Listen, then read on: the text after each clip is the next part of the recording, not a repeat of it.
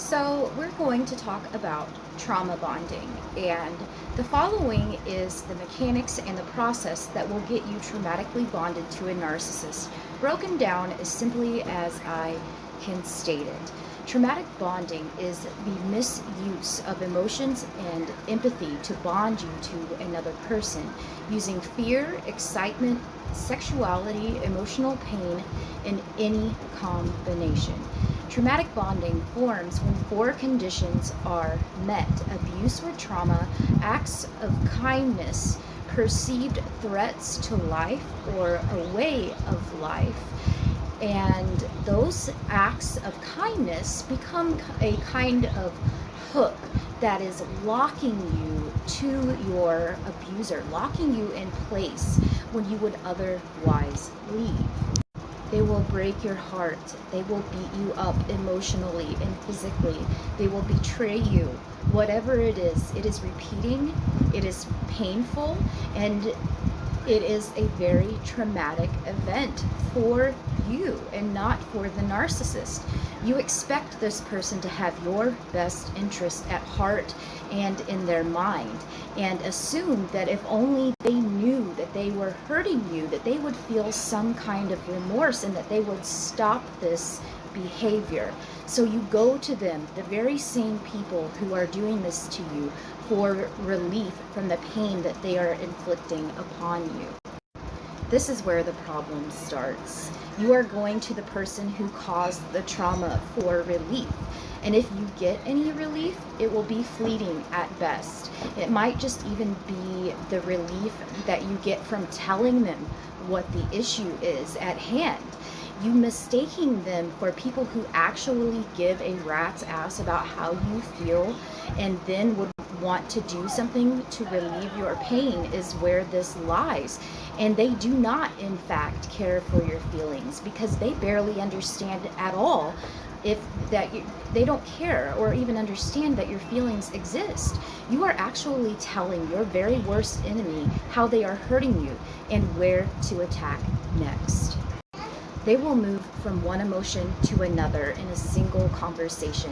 They keep your emotions on a complete and total roller coaster, playing hot and cold, and you are becoming conditioned because this process will repeat itself over and over and over at the same time. The pattern of abuse and seeking relief makes your nerves jagged because of the abuse, of what this abuse is doing to your self-esteem, and it's dropping down to little to nothing. You get to the point that you feel that you deserve this abuse, and this is reinforced because no one else in the narcissist circle of friends is getting abused. It's just you, and it only happens in private, where your entire being can be sliced, diced, and dissected and found unfit by the narcissist, leaving you to defend yourself and prove your worth to a person that you love with all of your heart. And this is only happening in the confines of your very most intimate private setting, and this really knocks this home. It's where the narcissist can keep their bloody hands clean.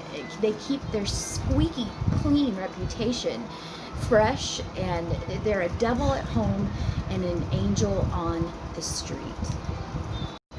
When you are in love, the same area of the brain lights up that is associated with drug use and addictions are simulated.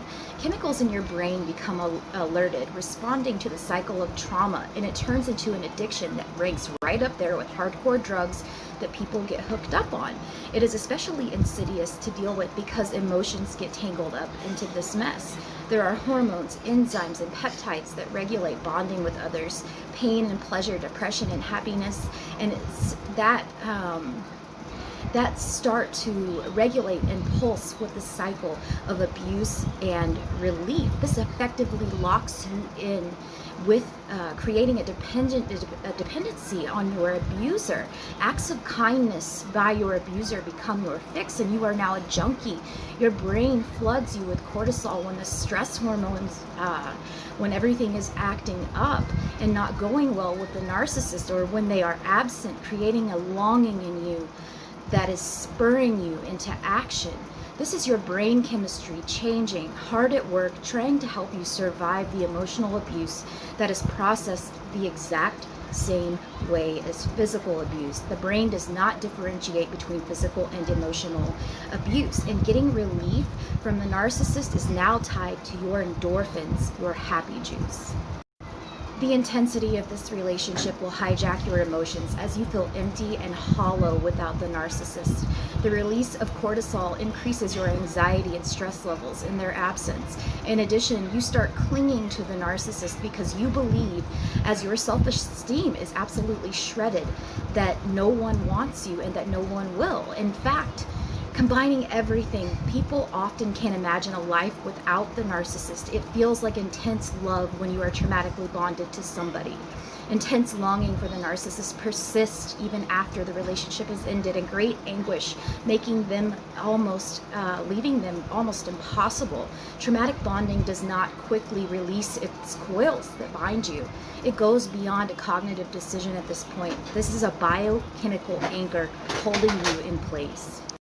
When it's over and your survival instincts have finally kicked in and you leave or you are discarded, the trauma bonding will continue to kick your ass. And the longings for the narcissist drawing you back into the hell and the control of the narcissist in some cases. It is the release of anguish and stress and suffering that your system is conditioned to believe only comes from a narcissist. I know this doesn't make a lot of rhyme or reason because the brain is just following chemical commands that are released in this endless cycle. It is up to you to know it's not working and take control and change the situation of your life to calmer waters. The intensity of this relationship will hijack your ability to relate to other people. Relationships, friends, and family start to feel shallow and artificial to you. Without the intensity, you will be subjected to feeling totally alone and hollow. It will take a while to feel normal and back at a homeostasis again. You must have the personal fortitude to know that the narcissist, what they are, and see their true colors and the damage that has been done to your heart and soul. You must stay reality-based. Then stay away from the narcissist, go no contact, allow the traumatic bonding and narcissist influence you to diminish and fade away, breaking the cycle.